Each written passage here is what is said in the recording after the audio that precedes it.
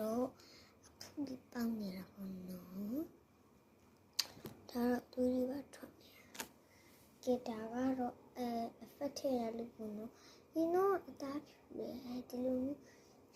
အဖူတွေပေါက်တော့မှမင်းနေတာဆိုဒီ effect ပဲကြိုက်တယ်ဒီ effect ကအဖူတွေပေါက်နေနဲ့လို့လို့ရှိရင်အများကြီးမရှိရတဲ့ဒီပေါ့နော်တခြားနေရာတွေကတော့မပြတော့အခုကတော့မျက်နှာ effect ထည့်ထားလို့ပါ effect ထည့်ထားတဲ့ဟာပြပါမယ်ကဲဒါတော့ effect ထည့်ထားတာပါပေါ့နော်အဲ့ဒါမှဘယ်နေရာမှမကြောက်မျက်ခုံးရောတော့အဲ့လိုနေရွက်ဒီမာတွေရောအဲ့လိုပေါ့နော်ဖြစ်နေတာပါဟို effect ကလေးတက်လာဟိုဖြစ်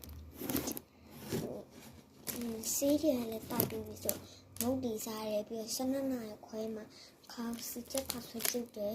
ပြီးတော့မှအပေါ်တက်ပြီးတော့မှစားလို့ပေါ့နော်ပြီးတော့ဒီဟာလေးကိုကျတော့ဒီထဲမှာထည့်ပြီးတောက်ရတာပါနေ့တိုင်းညထိတောက်ရတာပါ9ရက်လောက်တော့ကြာမယ်တဲ့အဖူရတောက်နေဟောနော်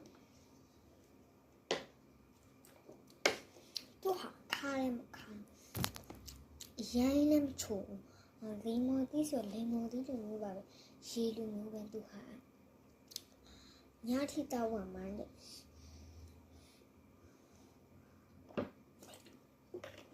ခွန်းနဲ့ဆိုရင်မရအောင်အဲ့ဒါကခွန်းနဲ့တောက်ရမယ်ထင်ပြီးတော့ဒီခွက်ကိုယူလာတယ်ခွက်ကလည်းဒီမှာအဲ့လိုဖြစ်လုံးလိုက်လို့မဟုတ်စလဲဝယ်ရအဲ့လိုဖြစ်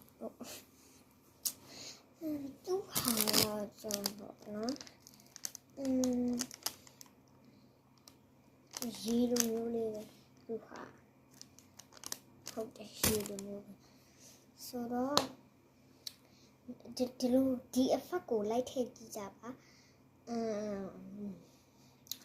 ဘာလဲမသိဘူးနာမည်ခဏလောက်ကြည့်ရမှာနော် SATIN ပြီးရင်တစ်ခုချားတယ်ပြီး